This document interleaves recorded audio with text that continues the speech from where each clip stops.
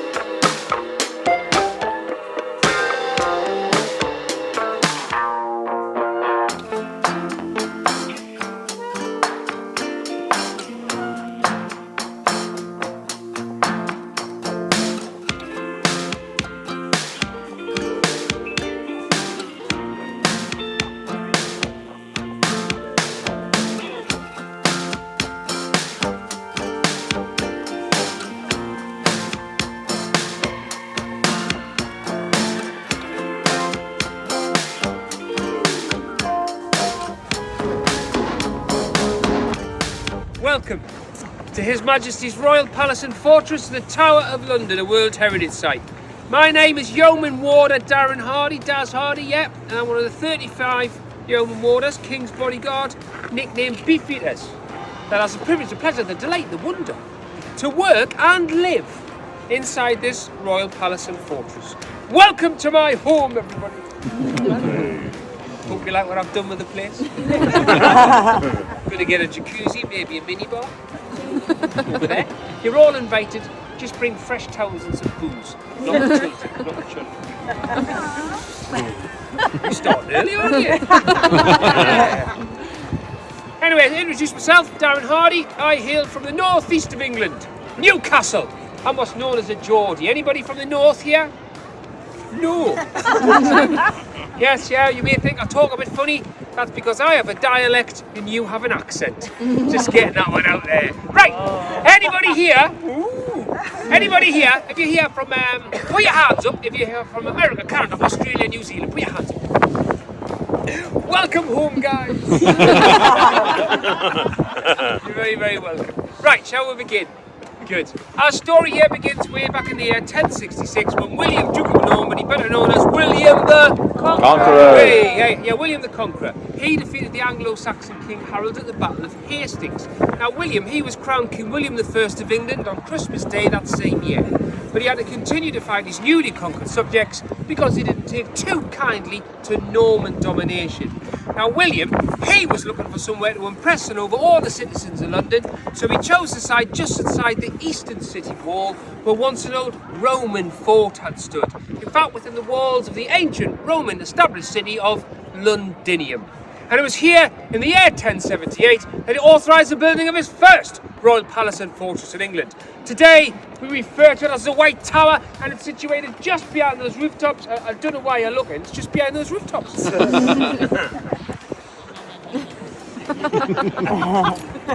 We'll get a much better view of it once we're inside. But over the next 200 years, successive monarchs, they continued to add to the tower's defences. The inner ballium, or inner defensive wall, containing 13 smaller towers, that was completed around the year 1220. The outer wall, that was completed in 1280, has 6 further towers all along the south to defend from attack coming up the river. And to the north of this wall, on each corner, we've got 2 strong bastions called Brass Mount and Legs Mount.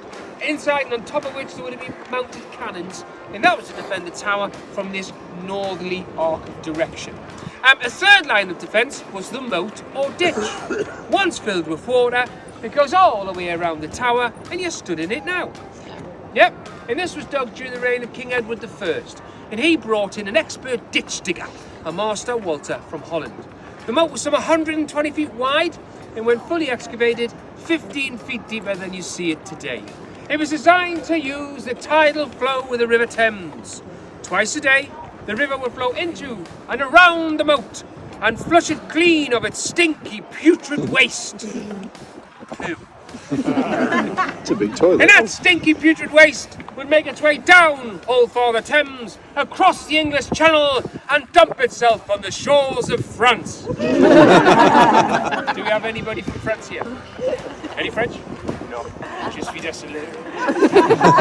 Well, this wasn't true. It's just me making things up. But over the years, all the rubbish and excrement directed into it from Shoreditch and Houndsditch was too much, and it stayed here, and it stagnated, and it became the largest cesspit in Europe, and source of pestilence to those that live nearby, especially we, the Yeoman warders, and the 1,000 soldiers of the Tower garrison. But, to be perfectly honest, it was by far the Tower's best ever form of defence. Yeah. Anyway, this situation continued for the next 500 years until in 1843, the then Constable of the Tower, the Duke of Wellington, he asked permission from Queen Victoria to have the moat drained. This was granted, and the Duke had it filled in with sand and shingle up to the height that you see it today.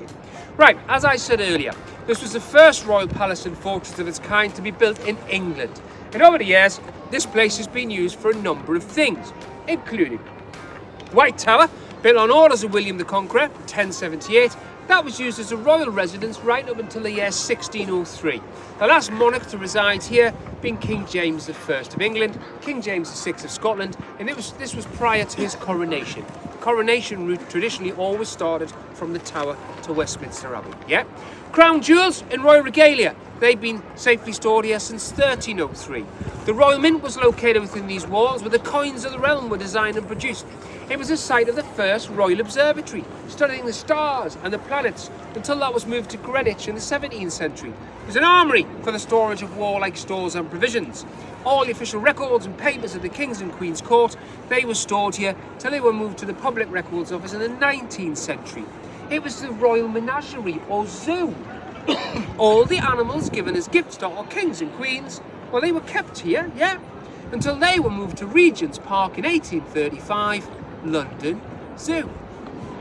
Last, but no means least, this must rank as probably one of the most famous prison complexes in the world. Give me an ooh. The suspense. Yes. Well, talking of prison, let's just turn around, please. And if you look up onto the hill there, there's an area called Trinity Square Gardens up there. It stands in an area known as Tower Hill. You know where the tube station is? Tower Hill. And up there was the site of many executions between the 14th and 18th centuries. And King Edward IV actually had a permanent execution scaffold erected up there in 1465, which caused much concern in the city. And over the years, no less than 75 men of noble birth were to lose their heads up there by means of the block and axe. Now, the first victim was Simon Sudbury, and he was the Archbishop of Canterbury, and he was murdered up there at the hands of peasants in 1381 for daring to introduce a poll tax. Oh, yeah. Yeah, bring it back. Yeah. 7 years later, in 1388, the first legal execution on Tower Hill was that of Sir Simon Burley. And by remarkable coincidence, the last victim in 1747 was another Simon, Simon Fraser, the Lord Lovat, an 80-year-old Scottish lord who'd supported Bonnie Prince Charlie in the Second Jacobite Rebellion. Right, just for a moment, let's pause, shall we? And imagine the scene up there on a day of execution. Thousands of stinking, unwashed peasants were gathered around the raised platform, the scaffold, to witness the proceedings and have a day of festivity and fun. That's right, everybody. Up there, it was fun. It was the ultimate family day out. It was like the Super Bowl, the FA Cup final. They'd all be there. Mothers, fathers, sisters, brothers, writers, fighters, zookeepers, shopkeepers with babies and bundles, the butcher, the baker, the candlestick maker, and a host of all others enjoying their day. Everybody up on the hill was having a fabulous time! Except for one. Having delivered his final speech and said his prayers, the prisoner would kneel down, placing his neck on a block of oak. For the executioner to bring the axe crashing down, he would give him a word or signal. Something historically like this. Oh my God. Ready! The executioner would then bring down his axe, hopefully beheading his victim with one stroke. The executioner would then pick up the severed and still bleeding head and hold it aloft for all to see. Turning to the assembled crowd, he would proclaim, "Behold, the head of a traitor, so die all traitors! God save the king!" And the crowd would cheer! This is going to be a long 5 hours, this. Right, you're on holiday, I'm not. I'm working, you're on holiday. If we don't get with the programme, this is how the next 5 hours is going to go. That's a nice wall over there, isn't it? It's quite old. Oh, look, a lovely tower.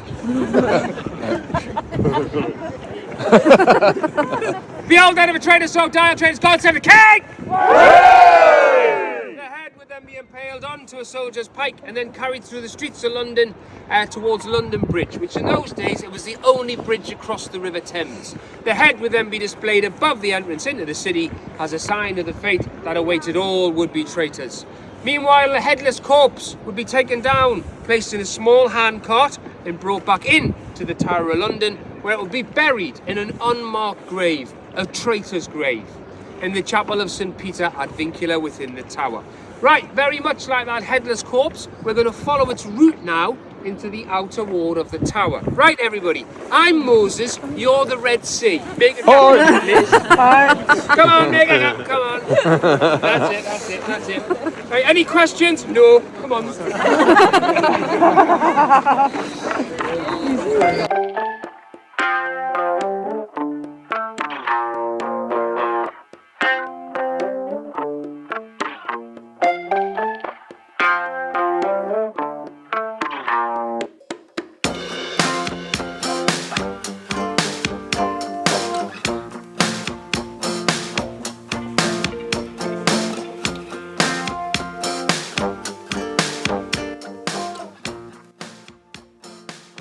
Standing in the outer ward of the Tower of London. That's to say, come round if you can a bit more, that's to say between the inner and outer ballium or defensive wall. Inner wall here is 50 feet high, outer wall behind you is 28 feet thick. The road which you all stood on now, this is called Mint Street, yeah, because it was here from about the year 1279 to 1810 that the majority of the coins of the realm were designed and produced. The buildings which house them in are known as the casemates there, or houses in the wall. And they're now occupied by some of my Yeoman Water colleagues and their families. If it looks like a house and it's lived in the Tower of London, it probably is. There's about 120 of us live within this walls with our families. Welcome to our village, like I said. Right, behind you to the right, it's a tall, narrow archway than the one through which we've just passed. This is known as the Sallyport or Royal Entrance. That's our VVIP entrance. Yeah. Now beyond which was a small drawbridge leading out to the Queen's Stairs and directly down to the River Thames. Now rather than travel through the narrow passages of London, royalty and nobility would travel along the River Thames in their impressive barges, boats, yeah, tie up alongside those stairs, and with little difficulty they would gain access to the tower. The gates within that archway are original and they date back more than 700 years. Now, it was at those very gates that King Henry VIII, have we heard of him, ladies? Wasn't he a fine catch of a man, eh? He greeted his second wife there, Queen Anne Boleyn, mother of Queen Elizabeth I, lovingly and tenderly saying to Anne, "I shall love you for the rest of your life." Poor Anne, of course, was returned to the tower 3 years later. Very different reason, very different game. More on her later. Right, here front here, this is called the Bell Tower. And it's the strongest of the 13 on the inner wall, and as such, perfect prison, and quite a few famous prisoners have been held within its pretty grim walls. The man for all seasons, Sir Thomas More, one-time Lord Chancellor of England, he was held in this lower chamber after refusing to accept King Henry VIII as the head of the Church of England. Now, at the same time, and for the same reason, John Fisher, Bishop of Rochester, he was held in the upper room known as the Strong Room. Now, both of these men were to suffer terribly, but neither of them could be persuaded to abandon their beliefs, and so they were finally taken up onto Tower Hill for public beheading. 1535. 400 years later, in 1935, both of these men were canonized as saints of the Roman Catholic faith, and they lie to this day in our chapel. Right, James Scott, Duke of Monmouth. Who was he? Well, he was the eldest of the 16 or so illegitimate children of King Charles II, and he was also imprisoned in this tower. Now, after the death of his father, Charles, in 1685, he was very handsome, very young, very popular. The young man was persuaded to stake his claim to the throne by virtue of his uncle James being a Roman Catholic. So to press home his claim, he landed in a place called Lyme Regis on the west coast of England, and he marched inland, gathering popular Protestant support in what is now known as the Monmouth Rebellion. Well, the revolt was crushed at the Battle of Sedgemoor on the 6th of July, 1685, but the Duke, he escaped the battlefield, and he evaded capture for a week, till eventually being found hiding, disguised as a shepherd, cowering in a ditch. Condemned to death in his absence, there was no need for a trial, and so, but 3 days later, he was taken up onto the hill for public beheading. Now, children, it's bedtime story time. Just for you. This was to be the bloodiest botched up execution ever in English history. The executioner, a giant of a man called Jack Ketch. He was known for 3 things in his life. He was a part-time butcher. He's a part-time executioner. And he is a full-time drunk. The latter being his greatest ever talent in life. Now, as Monmouth climbed the steps of the scaffold and realised that Ketch was to be his executioner, he froze. Why? Well, this was the man who had drunkenly botched the beheading of his good friend, Lord Russell, taking 3 strokes of the axe to sever the head from the body. Do your work well, Monmouth instructed Ketch, and do not use me as I hear you hacked my poor Lord Russell. He then tipped him a generous 6 guineas, begged him to strike true, and then knelt down to await his fate. Ketch, visibly shaken by this, raised his heavy axe high above his head in order to dispatch his victim. His first blow merely glanced and sliced Monmouth's head. Monmouth actually looked up from the block in disgust. The second blow landed squarely between the shoulder blades. And the third blow failed to finish the job. And as Monmouth tried to get up, the crowd began to boo and roar in disapproval. Give me a boo. Boo! Ketch bottled it, cast his axe to one side and cried out, God damn me, I can do no more. My heart fails me, I cannot do it. The Sheriff of London ordered Ketch to pick up the axe, get a grip, and get on with the bloody job. And he'd be next. 1 to 2 blows later, and the head was still attached by the gristle, the bone, and the sinew. Are we enjoying this, kids? Yeah. You enjoyed it? Where's your parents? Madam, you seriously need to consider changing your son's TV viewing preferences. So, what happened next? Ketch had to complete the task with his butcher's carving knife. And he was still at loss. Strange to relate that both head and body were brought back into the tower and placed on a table in the chaplain's house, where they were sewn back together. Why? I'll tell you why. He was the son of a king, and they forgot to paint his royal portrait. The court painter, Sir Godfrey Della, was then quickly fetched and tasked with this macabre sitting. After which Monmouth head and body were buried beneath the altar in our chapel, where they remain to this day. Now, as for the painting in question, It is allegedly still in the possession of the National Portrait Gallery in London, portraying Monmouth with a slightly distant look in his eyes. Right, enough of this bloody go. What we're going to do now is we're going to go round the corner, up Water Lane, to Traitor's Gate and the bloody tower. Are we ready? Yeah!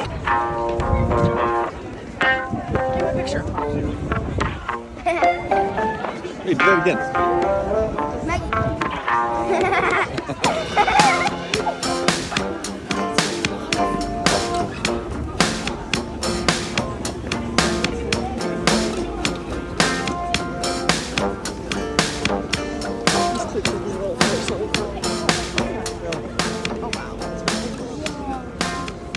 Traitor's Gate.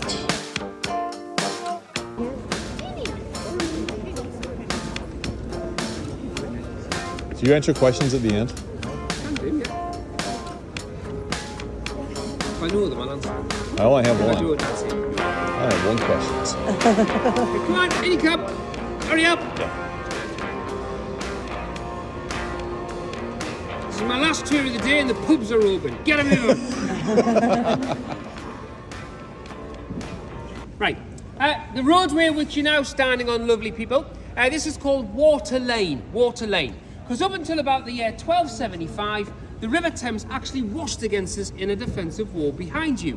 When this outer wall was built, the river was moved back and the road was raised some 12 to 15 feet. Water Lane. And these ancient cobbles which you're stood upon now were placed here in the year of our Lord, 1971. Hey, it's history. Right, to your front is probably one of the most famous, or should I say, infamous gates in the world. Traitor's Gate, give me a new. Ooh. Give me a better new. Ooh. That's more like it. That was built during the reign of King Edward I, because he required a safer and more useful entrance into the tower. Now, rather than travel through the narrow and packed streets of London, where convoys could be attacked, stores stolen, prisoners set free, he decided to use the River Thames as a highway, so at high tide, boats could pass through this gate and unload their cargo in safety. Therefore, it was originally known as the Water Gate. Right, having an opening in the outer defensive wall, he quickly realised that it weakened the defences of the premier fortress in the land, and he commanded that a tower be built above the gate to defend it. This tower is named in honour of a former constable of the Tower of London, St. Thomas of Becket. He was Archbishop of Canterbury, and he was murdered in Canterbury Cathedral in 1170 on orders from Edward's great-grandfather, King Henry II. Now, as I said, it was called the Water Gate. How then did it become known as Traitor's Gate? Well, this occurred during the Tudor period due to the large number of alleged traitors who entered this mighty fortress through those grim gates. Amongst them, no less than 3 Queens of England: Queen Anne Boleyn, Queen Catherine Howard, Lady Jane Grey, our uncrowned queen of only 9 days. These and many more unfortunate souls have entered through these gates to meet their demise on the green, in the tower, or up on the hill. Right, let's look in this direction, please. Turn around. Because to your front, we have the infamous bloody tower. Give me a new. Right, that was originally known as the Garden Tower, as it overlooked and gave access to the Lieutenant's garden. And its name was changed to the Tower of Blood, or Bloody Tower, during the reign of Queen Elizabeth I. And this was to commemorate the many tragedies that have happened within. Surely the most tragic must be the alleged murder of the 2 boy princes in 1483. King Edward V and his younger brother, Richard, Duke of York, aged 12 and 9 respectively. How old are you? 12. How old are you? 9. Were smothered to death whilst living in the bloody tower under the protection of their uncle, Richard, Duke of Gloucester. Have you got an uncle called Richard? He's behind me. Their little bodies were then bundled down the stairs leading to the Wakefield Tower and quickly buried beneath a pile of stones. The next day they were moved by an unknown priest and buried in a secret spot under some stairs on the south side of the White Tower. Now there they remained for 191 years, until workmen during the reign of King Charles II discovered a wooden chest in 1674. On opening this chest, it was seen to contain 2 small bodies. experts of the day declared that they were indeed the missing princes, and so, on orders from the king, they were moved to Westminster Abbey and reinterred in Innocents' Corner, where they remain to this day. Right, let's look in this direction. Okay, so you can clearly see the bell tower with a white belfry on top in front of you. To the right of that, bit of a red brick building. That's the back of the king's house. Now, notice a large window on the top floor above the one with the balcony. Can we see that? Can we see it? Yeah, good. That window lets light into an impressive room known as the council chamber. And it was in that very room that Guy Fawkes was interrogated after the failure of the gunpowder plot in November 1605. He'd intended to detonate a supply of gunpowder beneath the Houses of Parliament, thereby killing King James I and all of his important ministers. Guy Fawkes would not reveal the name of his fellow conspirators, and so, on orders from the king, he was taken to the White Tower to be put to brutal torture. Now, it was during his time in the White Tower that the lieutenant of the tower very kindly introduced Guy Fawkes to the Duke of Exeter's daughter. That doesn't sound too bad, does it? Duke of Exeter's daughter. Anybody here fancy meeting up with the Duke of Exeter's daughter? Come on, America, you love a bit of royalty. Come on. No? No? You're very wise. You're very wise indeed. Because she's no ordinary daughter. In fact, she's not even a member of the Duke's family at all. The Duke of Exeter's daughter is the nickname for probably one of the most infamous and brutal instruments of torture in the world, the rack. Now, the rack itself consists of a rectangular metal frame with a roller at both ends and a third in the middle, which was employed to turn the machine's mechanism by way of two levers and a system of rope pulleys. The victim was fastened to the machine by their wrists and ankles. As the wheel of the rack turned, the ropes around their hands and feet tightened. His or her muscle fibers, that's right, ladies, we believe in equal opportunities when it comes to torture in the tower. We are a modern and progressive organisation. His or her muscle fibers would be agonisingly stretched until the joints were dislocated and eventually separated, a process accompanied by the noise of the snapped cartilage and ligament. It's good, this bit, kids, isn't it?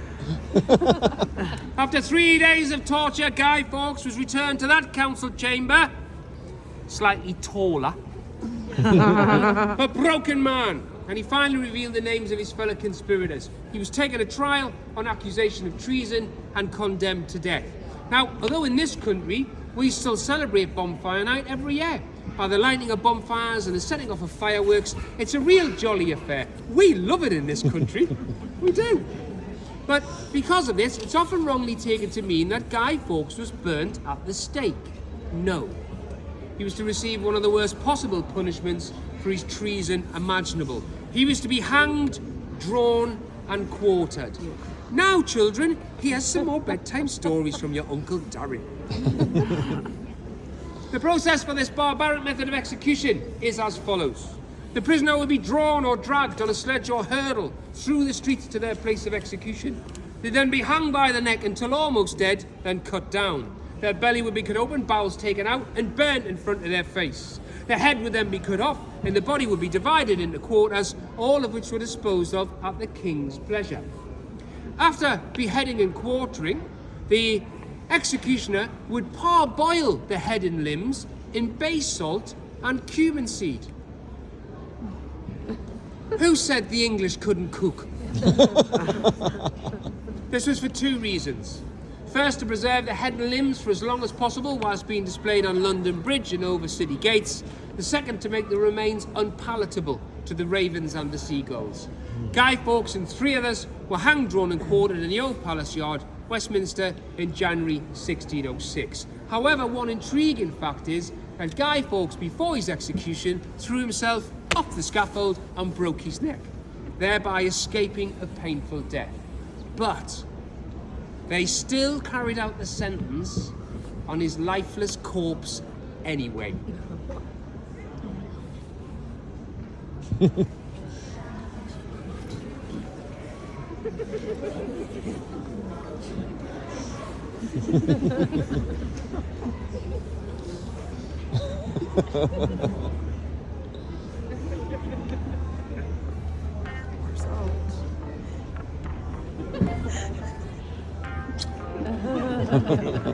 Some great restaurants around here.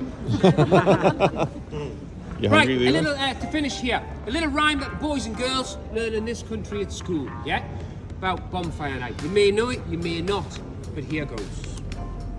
Remember the 5th of November, gunpowder, treason and plots. We see no reason why gunpowder treason never be forgot. Guy Fawkes Guy was his intent to blow up king and parliament. 70 barrels were laid below to prove old England's overthrow. By God's mercy he was cast with darkened lantern and burning match. So holla boys, let the bells ring. Holla boys, God save the king, give me a cheer! Woo! You bloodthirsty lot. After all of that, alright, okay, what we're gonna do now, can you make a gap for me please? Make a gap. We're going to go into the inner ward of the Tower of London now, where I've got more tales of execution, misery and gift shops. Let's go! My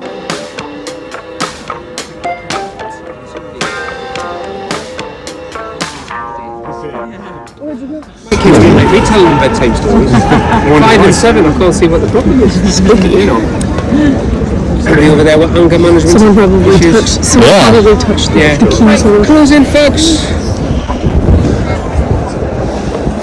Right, close in. Just keep coming in a bit. You've got to come round a bit.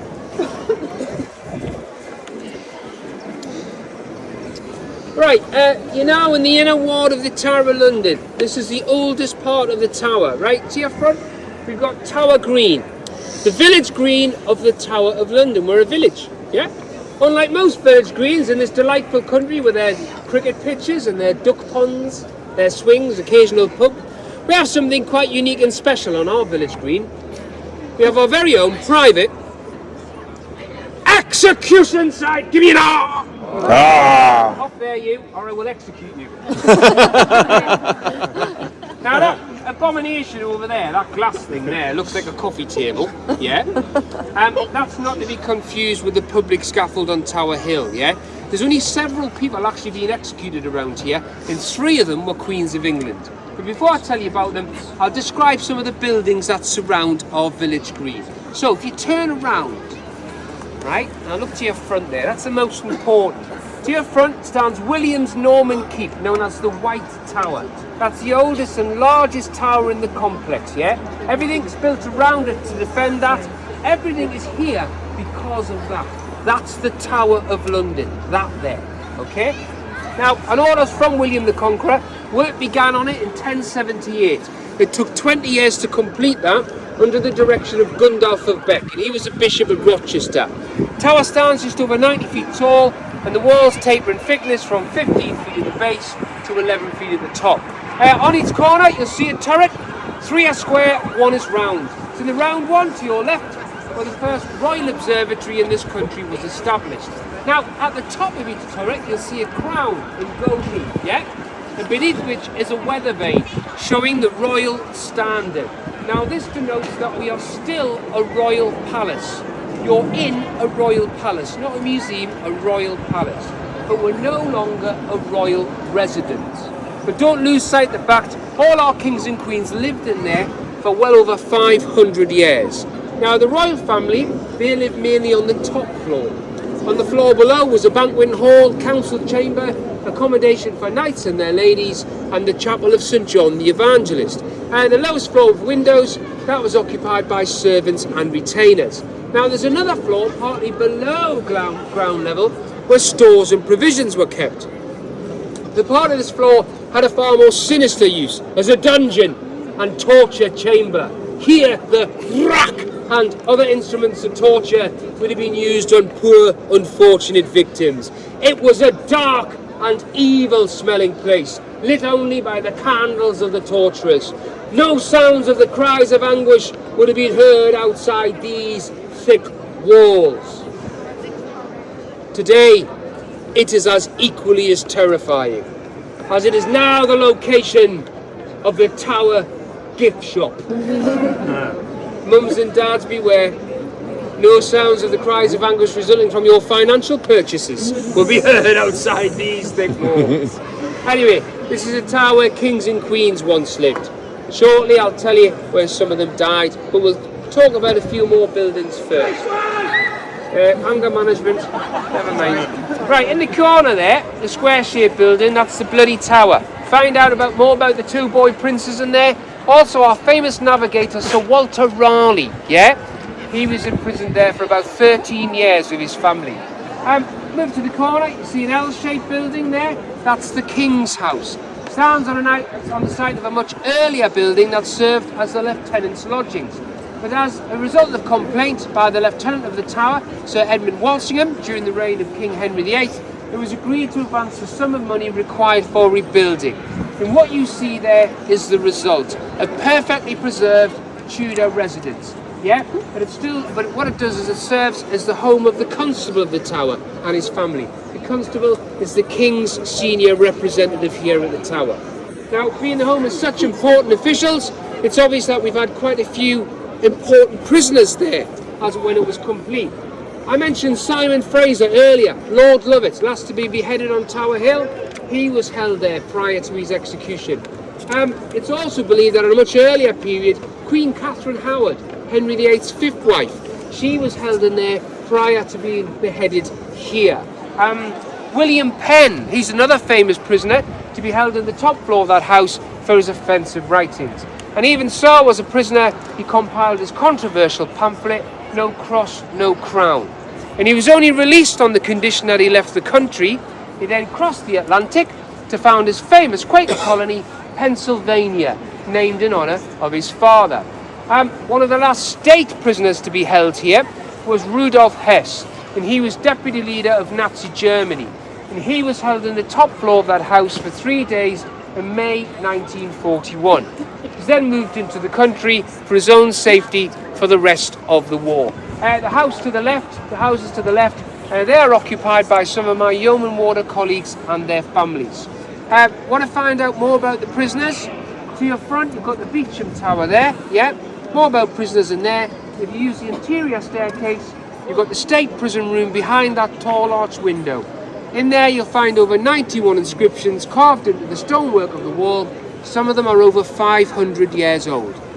Okay, to the right of that we have the King's Chaplain, Canon Roger Hall, and then to the right of him, his place of work. One of the two chapel royals we have here, Chapel of St. Peter ad Vincula. Yeah, that means St. Peter in chains, and that chapel was built in about 1520. Okay, now when you go in there, it's a beautiful church. We have 3 Queens of England buried there. Yeah, James Scott, Duke of Monmouth, you know, who was beheaded and stitched back on. He's there as well.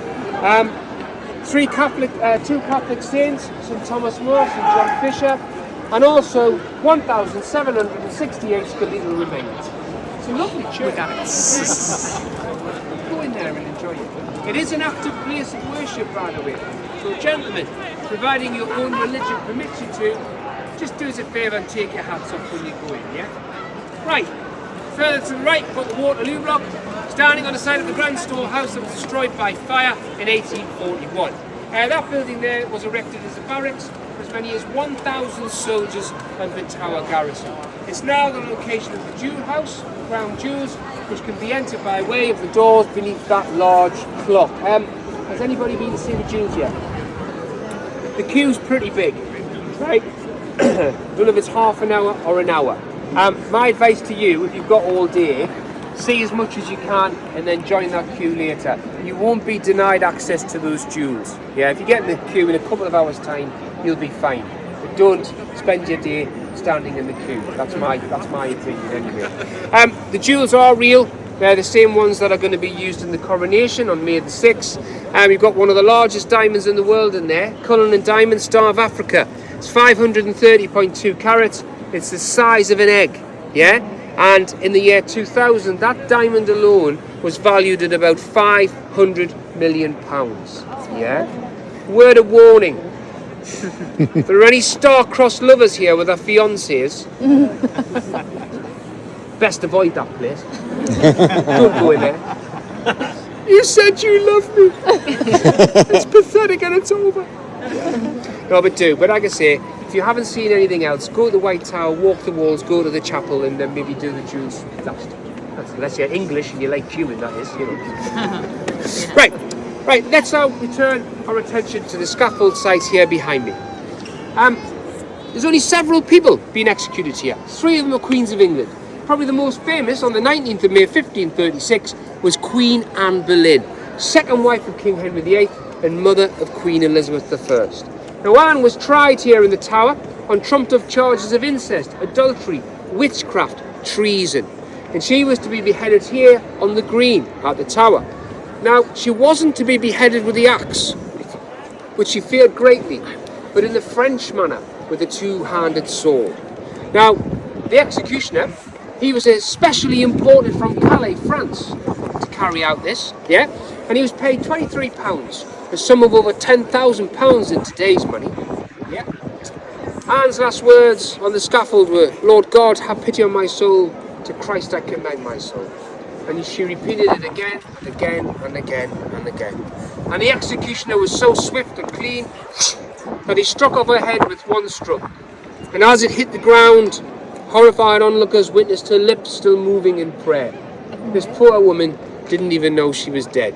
And she's buried to this day underneath the altar in the chapel. When you go in where the altar cloth drops to the left, that is where Queen Anne Boleyn is. In 1542, the axe unusually fell twice on the same day. This time the victims were Queen Catherine Howard, Henry's 5th wife, and a lady in waiting, Jane Boleyn, the Viscountess of Rochford. Catherine, she was executed because of associations with other men, both before and during her marriage to Henry. It was to be, however, an affair with a Thomas Culpeper that proved to be her undoing, and on the scaffold she spoke to her executioner saying, "I die the Queen of England, but was rather die the wife of Thomas Culpeper." An admission of guilt or expression of love we shall never know. Jane, the Viscountess of Rochford, she was executed immediately afterwards, and her crime was that she knew about her mistress's adultery, but she hadn't told the king. Henry didn't like that. It was to be 12 years before the axe was to fall again. This time the victim was a tragic and innocent 16-year-old uncrowned queen of only 9 days, Lady Jane Grey. Do we have any 16-year-old girls here? Anybody 16? 16. After the death of Jane's cousin, Edward Tudor, she was placed on the throne by ambitious relatives, ambitious, power-hungry men. And she ruled in the White Tower for just 9 days, till the rightful heir, Queen Mary Tudor, Bloody Mary, she regained the throne by force of arms. Jane and her young husband, Guildford, 19-year-old Guildford, was returned to the Tower after their trial for treason at the London's Guildhall. Jane was imprisoned over there, number 5 Tower Green, in that location. From a window, she would have seen her husband being taken from there, the Beauchamp Tower, while he was waving at them, up onto Tower Hill for public beheading. A short while later, she would have witnessed his headless body being returned in a handcart for burial in the chapel.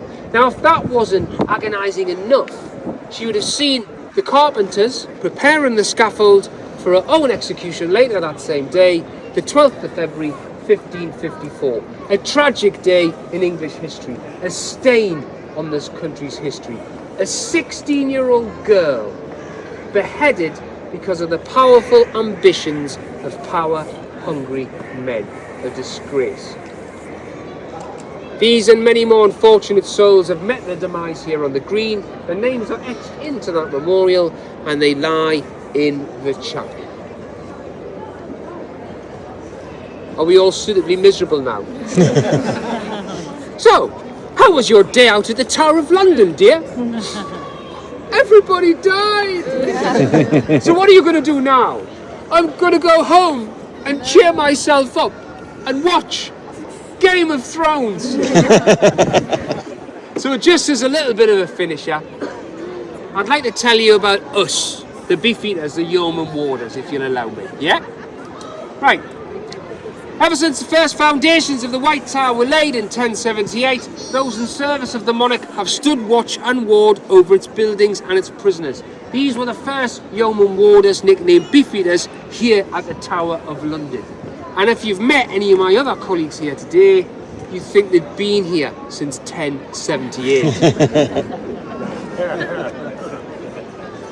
Anyway, 500 years later, 1549, a man called Edward Seymour, 1st Duke of Somerset.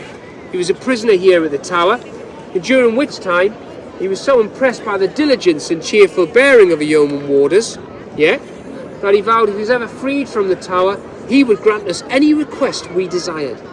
But when he was freed in 1550, we remembered that. And we asked for the right to wear the same livery, uniform, as the King's bodyguard, the Yeoman of the Guard. And as he was also the protector of King Edward Tudor, he was delighted to make us extraordinary members of that bodyguard.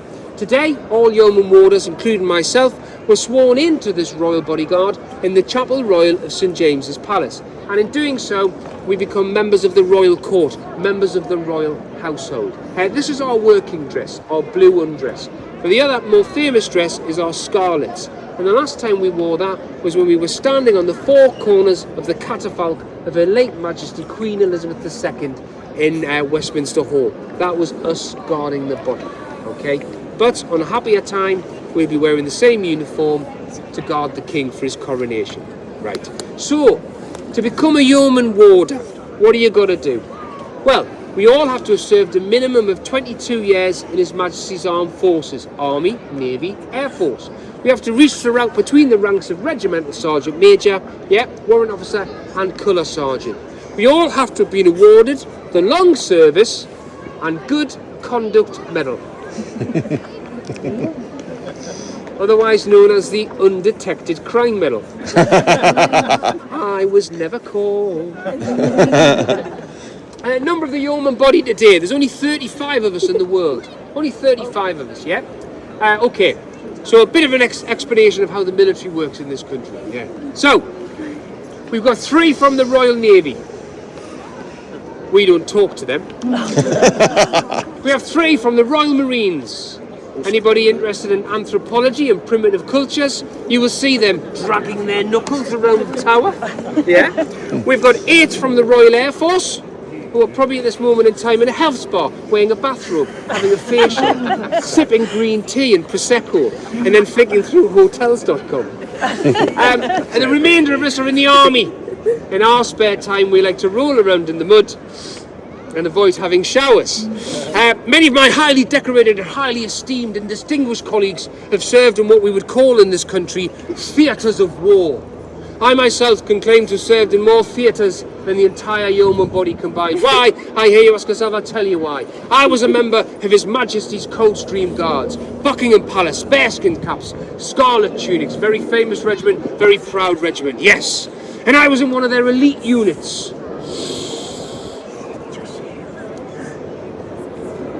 I played the flute in the band. I was a musician. My job was musical support for the state and the royal family. Changed in the guard at Buckingham Palace. Did 1,800 guard mounts. Queen's birthday parade. Investitures. State opening of Parliament. All the royal stuff. Had a wonderful time. Right. To finish. 2 of the most common questions we get asked here at the Tower of London. 1. Why are you called Beefeaters? 2. Where are the toilets? Tell you where the toilets are, in between those 2 buildings, left and left again. But why we're called Beefeaters? Haven't got a clue. We don't know. It's a nickname. We don't know what the origins of the nickname are. There's theories. King's bodyguard, we got paid in beef. Beef's very expensive in the medieval period. It's expensive now. Probably not. We could eat beef from the King's table. Probably not. Do you think we're called Beefeaters because maybe we drink a lot of gin? Maybe. We're called Beefeaters because we're named after a bottle of gin. Wrong. The gin is actually named after us. We're very fond of Beefeater gin, and they're very fond of us, to the extent that every Yeoman warder on their birthday is given a bottle of Beefeater gin. My birthday is 365 days of the year. Yes, and then part of our terms and conditions of service here at the tower, we get to live within the walls of the tower with our families, yeah? And we get to share a wonderful little village with you every day. Right, that's all the time I have to tell you of our wonderful history. I hope you've enjoyed yourself. I've enjoyed being with you. If you have enjoyed my tour, my name is Yeoman Warder Darren Hardy. Yeah, Das Hardy. Give us a rate up on TripAdvisor. If you haven't enjoyed my tour, it's Yeoman Warder Jack Ketch. Right, that all remains for me to say, have a fantastic time, drink in, take everything that the tower has to offer, and off you go now, because I'm off to the pub. Bye! All right. Why don't you ask him if we can go to the Yeoman bar? Yeoman Hardy. Are any of the Beefeaters vegetarians? No, but my wife That'd be a is. sin, right? My She wife is? So she doesn't know why we're called Beefeaters. Thank you for your time.